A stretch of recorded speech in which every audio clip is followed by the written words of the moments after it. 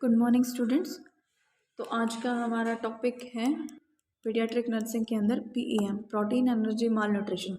ये एक deficiency disease होती है जो स्पेसिफिक बच्चों के अंदर देखने को मिलती है। तो आज हम पढ़ेंगे पीएम के बारे में कि प्रोटीन और एनर्जी, यानी कि अपने नाम से शो ऑफ करता है कि एक डेफिशिएंसी डिजीज़ होती है जो किसकी कमी से, प्रोटीन की कमी से और एनर्जी यानी कि कार्बोहाइड्रेट या फिर कैलोरी की कमी से होती है। तो क्या है, PM is a nutritional disease. Nutritional disease होती है जो न्यूट्रिएंट्स की कमी की वजह से होते हैं किसी भी चाइल्ड के अंदर। जब क्या करता है, उस बच्चे को या उस चाइल्ड को उसके न्यूट्रिशन के अंदर एडिक्वेट अमाउंट में प्रोटीन और कार्बोहाइड्रेट ना दिया जाए तो उसकी बॉडी क्या हो जाती है, उस चीज़ के लिए डेफिशिएंट हो जाती है और बच्चा माल न्यूट्रेटेड हो जाता है। तो स्पेसिफिक जो पीएम के अंदर दो डिजीज़ आती हैं, बच्चा दो डिजीज़ से स्पेसिफिक सफ़र्ड करता है जिसको हम बोलते हैं मरासमस एंड क्वेर्शियोकर। जिसमें क्या होता है, बच्चे की जो मसल्स हैं वो लॉस होना शुरू हो जाती हैं, बच्चे के जो पूरी की पूरी बॉडी है उसके ऊपर स्वेलिंग आ जाती है, बच्चे का वेट लॉस होने लग जाता है, जो हमारे हेयर्स हैं उनका कलर चेंज हो जाता है, 16% जो बॉडी वेट है वो उसका क्या हो जाता है, लॉस हो जाता है। तो उसको हम बोलते हैं पीएम। तो नेक्स्ट हम जो डिजीज़ क्लासिफाइड की गई है पीएम के अंदर, वो 2 टाइप्स की डिजीज़ आती है, मरासमेंट एंड क्वेर्शियोकर। जो मरासमस होता है वो किसकी कमी की वजह से होता है, कार्बोहाइड्रेट या फिर कैलोरी की वजह से। और जो क्वेर्शियोकर है वो होता है प्रोटीन डेफिशिएंसी डिजीज़, यानी कि प्रोटीन एनर्जी माल न्यूट्रिशन की वजह से दो डिजीज़ होती है, मरासमेंट और क्वेर्शियोकर। मरासमस के अंदर कार्बोहाइड्रेट की डेफिशिएंसी होती है और क्वेर्शियोकर के अंदर प्रोटीन की। तो फर्स्ट हम पढ़ेंगे कि मरासमस क्या होता है। जैसे कि हमने ऊपर पढ़ा है कि मरासमस एक न्यूट्रिशनल डिजीज़ होती है जो बच्चों के अंदर होती है स्पेसिफिक, और किस वजह से होती है, जब बच्चा अपने न्यूट्रिएंट्स के अंदर कार्बोहाइड्रेट एडिक्वेट अमाउंट में ना ले। तो इस वजह से बच्चे की जो बॉडी है वो वेट लॉस करना शुरू कर देती है, उसकी जो मसल्स है वो वेस्ट होना शुरू हो जाती है, यानी कि खुद को लॉस करना शुरू कर देती हैं, उसकी ग्रोथ रुक जाती है, बच्चा इरिटेबल हो जाता है। It is occur due to lack of adequate proper food during the weaning time in the children. और ये स्पेसिफिक कब होते हैं, जब बच्चे को वीनिंग टाइम पर कार्बोहाइड्रेट ना दिया जाए। It is mostly found in those children who are not get balance diet. ये स्पेसिफिक उनमें मिलता है जो बच्चे क्या करते हैं, अपने फूड के अंदर एक बैलेंस डाइट को कंप्लीट नहीं कर पाते। It mostly found in below 3 years of children. ये स्पेसिफिक कब मिलता है या किन बच्चों के अंदर मिलता है, जिनकी एज 3 साल से नीचे की है, क्योंकि जो टाइमिंग होती है, बच्चों को न्यूट्रिशनल डाइट के बारे में कुछ नहीं पता होता। तो इसीलिए जो ध्यान देने वाली बातें होती हैं वो किसके ऊपर होती है, मदर के ऊपर या फिर पेरेंट्स के ऊपर, कि वो ब्रेस्ट फीडिंग और वीनिंग के टाइम पे ऐसे न्यूट्रिशन डाइट बच्चे को दें जिसके अंदर एक कंप्लीट अमाउंट में या फिर एडिक्वेट अमाउंट में कार्बोहाइड्रेट प्रेजेंट हो। तो पढ़ते हैं कि ये जो डिजीज़ हुई है वो किस वजह से हुई है, कारण क्या हो सकते हैं। कारण में हमने स्पेसिफिक जो पहला जो पढ़ा है कि कार्बोहाइड्रेट की वजह से होता है। Next it is occur in infant then the toddler. Toddler के अंदर, क्योंकि टोडलर क्या होता है, 3 साल की एज हो जाती है, जिसमें बच्चा कुछ ना कुछ खाता पीता है, उसे पता होता है टेस्ट का, तो वो बच्चा क्या कर लेता है, ले लेता है डाइट। लेकिन जो इन्फेंट होता है उसे कुछ नहीं पता, वो सिर्फ ब्रेस्ट फीड में ही ज़्यादा ध्यान देता है। तो ब्रेस्ट फीडिंग में इतने ज़्यादा उसकी ग्रोथ के अकॉर्डिंग और उसकी एज के अकॉर्डिंग उतने ज़्यादा न्यूट्रिशन नहीं प्रेजेंट होता जो कि उसकी बॉडी को रिक्वायर्ड होती है। या फिर बच्चे को कोई जीआईटी इन्फेक्शन हो गया जिसकी वजह से वो खा तो रहा है, बच्चा ले तो रहा है, लेकिन उसकी बॉडी इन्फेक्शियस होने की वजह से उस चीज़ को डाइजेस्ट नहीं कर पा रही। बेबी को कोई क्रॉनिक इन्फेक्शन हो गया जैसे कि टीबी, यूटीआई या फिर कंजेनाइटल कोई भी प्रॉब्लम, बच्चे को फूड एलर्जी हो, जो फूड सब्सटेंस आप बच्चे को दे रहे हो उसे उस सीरियल की वजह से या फिर ग्रेन की वजह से एलर्जी हो। कस्टम कल्चर आपके इतने अच्छे नहीं है कि बच्चे को कार्बोहाइड्रेट वाली चीज़ आप ज़्यादा दे पाओ।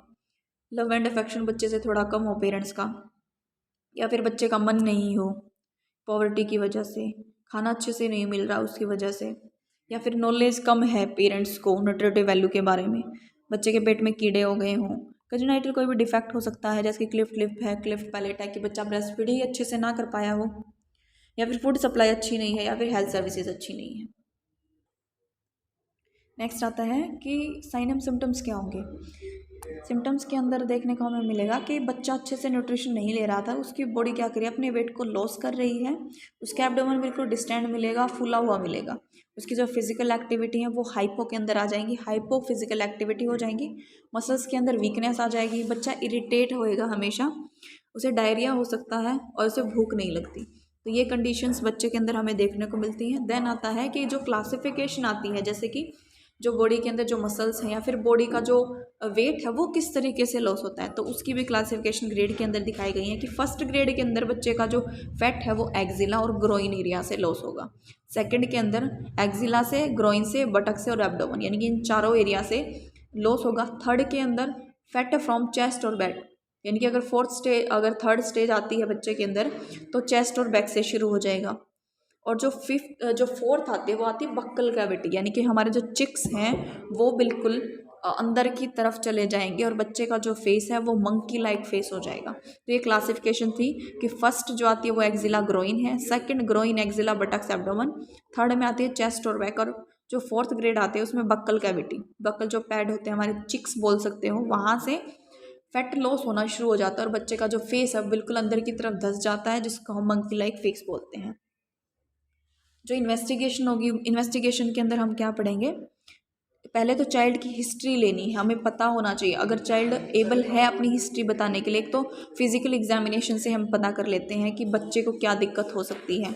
सेकंड, हम पेरेंट्स से हिस्ट्री लेते हैं, उसके सोशो इकोनॉमिक फैक्टर किस तरीके का, अगर अच्छे हैं, अगर बच्चे के सोशो इकोनॉमिक फैक्टर अच्छे हैं तो हमें फिर फिजिकल एग्जामिन पे आना है कि बच्चे को कोई इन्फेक्शियस डिजीज़ तो नहीं। अगर बच्चा बिल्कुल ठीक है, कोई इन्फेक्शियस डिजीज़ है नहीं, तो फिर सोशो इन्वायरमेंट फैक्टर या फिर इकोनॉमिक फैक्टर हमें देखना पड़ता है। नेक्स्ट आता है कि लैब इन्वेस्टिगेशन के अंदर हमें स्टूल टेस्ट करवाना होता है, कोई इन्फेक्शन नहीं है, CBC, HB, TLC, DLC जो उसके अंदर आती हैं, यूरिन फॉर RE क्योंकि UTI हो सकता है, एक्सरे फॉर एब्डोमेन, कोई और अनदर प्रॉब्लम हो, तो इस वजह से हमें ये डायग्नोस्टिक इवैल्यूएशन हमें करवानी पड़ती है कंप्लीट बच्चे के लिए, जिसके अंदर फिजिकल एग्जामिनेशन, देन हिस्ट्री आती है, पेशेंट हिस्ट्री, पेरेंट्स हिस्ट्री और लैब इन्वेस्टिगेशन। नेक्स्ट आता है कि NMGT nursing management and treatment क्या दोगे, तो पहले आता है कि बच्चे की कंफर्टेबल पोजीशन होनी चाहिए। नेक्स्ट आता है to make a diet plan for baby start in small amount, कि बच्चे के लिए एक डाइट प्लान रखो जो कि शुरुआत में कम हो लेकिन धीरे धीरे उसको क्या करो आप इंक्रीज कर पाओ, ताकि क्या हो बॉडी के अंदर जो डेफिशिएंसी आप उसको कंप्लीट कर पाओ। टू गिव एंटी वोम मेडिसिन, बच्चे को एंटी वोम मेडिसिन दो जैसे कि एल्बेंडाजोल है पेशेंट को, ताकि क्या हो सके जो वोम है, अगर वोम इन्फेक्शन है तब ये दो एंटी वोम मेडिसिन जो कि एल्बेंडाजोल होती है। हाई प्रोटीन और कैलोरी डाइट दो, यानी कि जिसके अंदर कैलोरी सबसे ज़्यादा हो वो आपको देनी है बच्चे की डाइट के अंदर। नेक्स्ट आता है रिकॉर्ड डेली बॉडी वेट, कि बच्चे का जो डेली बॉडी वेट है उसको आपको मेज़र करना है कि जो आप डाइट दे रहे हो उसमें कितनी तरीके से आप बच्चा है जो वेट गेन कर रहा है। नेक्स्ट आता है कि पर्सनल हाइजीन को मेंटेन करो ताकि नेक्स्ट कोई कॉम्प्लिकेशन ना हो। बच्चा अगर ये है कि अनेबल है या फिर बेड राइडन हो चुका है तो बेड सोर की वाली कंडीशन से उसको प्रिवेंट करो, क्योंकि बॉडी क्या करती है फैट लॉस करना शुरू कर देती है और वहाँ फैट लॉस जहाँ से शुरू हो जाता है लॉस होना तो वहाँ पे गैंग्रीन होने के चांसेस होते हैं। बच्चे के पास अगर लव एंड अफेक्शन की कमी है तो उस चीज़ को फुलफिल करो। आपको पता होना चाहिए कि जो PM की डिजीज़ है यानी कि जो मेरेसियस है वो किस वजह से हुई है, या उसके लिए अनदर और कोई डिजीज़ ना, क्योंकि एक बार जब बॉडी के अंदर किसी चीज़ की कमी हो जाती है तो नेक्स्ट भी डिजीज़ आ जाती है आपकी बॉडी के अंदर। बच्चे का जो मन हो वो चॉइस का फूड दो, फैमिली का कॉन्फिडेंस अराइज करो ताकि वो बच्चे पर ज़्यादा ध्यान दें। अगर घर पर ट्रीटमेंट पॉसिबल नहीं लग रहा आपको, सीवियर कंडीशन है, तो बच्चे को क्या करो हॉस्पिटल लेकर जाओ। अगर ब्लड की ज़रूरत पड़े तो बच्चे के लिए ब्लड ट्रांसफ्यूज़न करवाओ, BT करवाओ। नेक्स्ट आता है कि प्रिवेंट किस तरीके से कर सकते हो।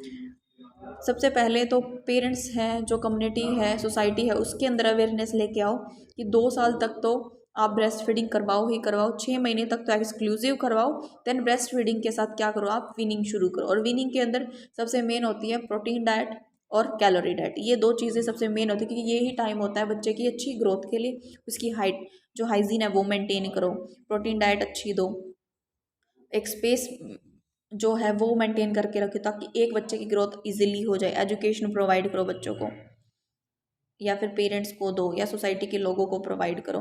जो कुकिंग का जो मेथड होता है, क्योंकि बहुत सारे ऐसे कुकिंग के मेथड होते हैं जिनमें अगर हम खाना पकाते हैं तो उनके अंदर के जितने भी मिनरल्स होते हैं वो डैमेज हो जाते हैं। फिर उस चीज़ से क्या होता है, अगर वही फूड हम ले रहे हैं तो उस चीज़ का कोई फ़ायदा नहीं होता, इसलिए कुकिंग का मेथड भी हमें अच्छे से पता होना चाहिए। पेरेंटल जो न्यूट्रिशन डाइट है वो पता होनी चाहिए मदर को कि प्रेगनेंसी के टाइम पर क्या हो, क्योंकि कुछ ऐसी डेफिशिएंसी हो जाती हैं जो मदर से ही बेबी के अंदर आती हैं और बच्चा फिर आगे जाके इन्वायरमेंट के अंदर उसे नहीं ले सकता। एक्सक्लूसिव ब्रेस्ट फीडिंग को प्रमोट करो सिर्फ 6 मंथ तक, उसके बाद वीनिंग शुरू हो जाएगी।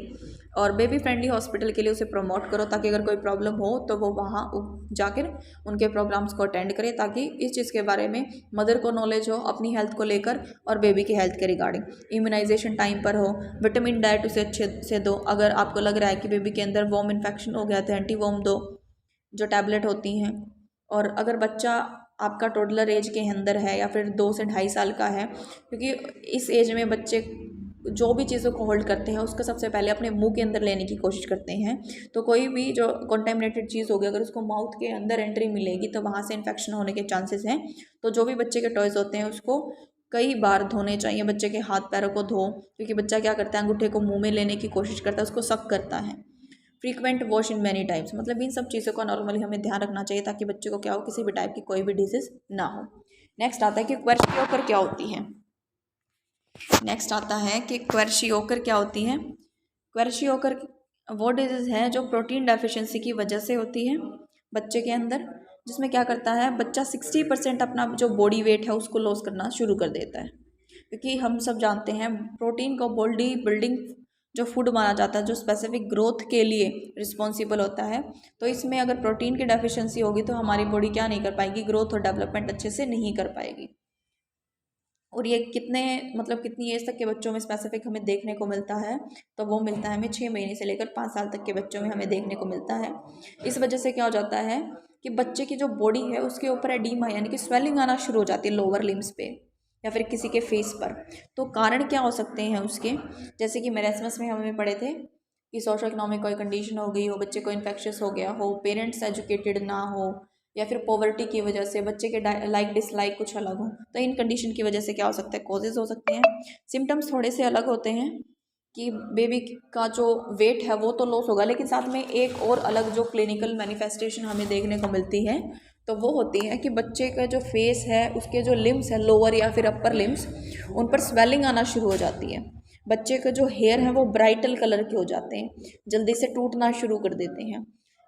जो आँखें हैं उनमें सूजन आ जाती है। जो यूरिन बच्चा पास आउट करता है तो उसके अंदर प्रोटीन आ जाता है, क्योंकि बॉडी को जो प्रोटीन चाहिए वो क्या कर रहा है, हमारी बॉडी उस चीज़ को बाहर निकाले, जिसकी वजह से उसकी डेफिशिएंसी हो जाती है। और जो अनदर जो सिम्टम होते हैं वो सेम एज मेरेस्मस के होते हैं। नेक्स्ट आता है इन्वेस्टिगेशन क्या होगी। इन्वेस्टिगेशन के अंदर हमें जैसे कि मेरेस्मस के अंदर पढ़ा है वही चीज़ें पढ़नी है। कॉम्प्लिकेशन क्या होगी, प्रोटीन नहीं आ रहा तो बेबी की क्या करेगी, इम्यूनिटी कम हो जाएगी, स्किन इन्फेक्शन या फिर अनदर कोई इन्फेक्शन हो जाएगा, सांस लेने में कोई दिक्कत हो जाएगी, एनीमिया हो जाएगा। नर्सिंग मैनेजमेंट क्या होगी, नर्सिंग मैनेजमेंट वही होगी जैसे कि हमने मेरेस्मस के अंदर पढ़ा था। बाकी विटामिन ए हमें देनी चाहिए बेबी को, जो कि 1 लाख जो इंटरनेशनल यूनिट होती है ये बच्चों को देने की, जो कि इम्यूनाइजेशन शेड्यूल के अंदर हमने पढ़ी है, वो देनी चाहिए। अगर एनीमिया हो जाता है तो बीटी करवाना चाहिए हमें, एंटीवॉर्म टैबलेट दो, प्रोटीन डाइट दो, यानी कि ऐसी बैलेंस डाइट हो जिसके अंदर प्रोटीन डेफिशिएंसी को कंप्लीट करने की पावर हो।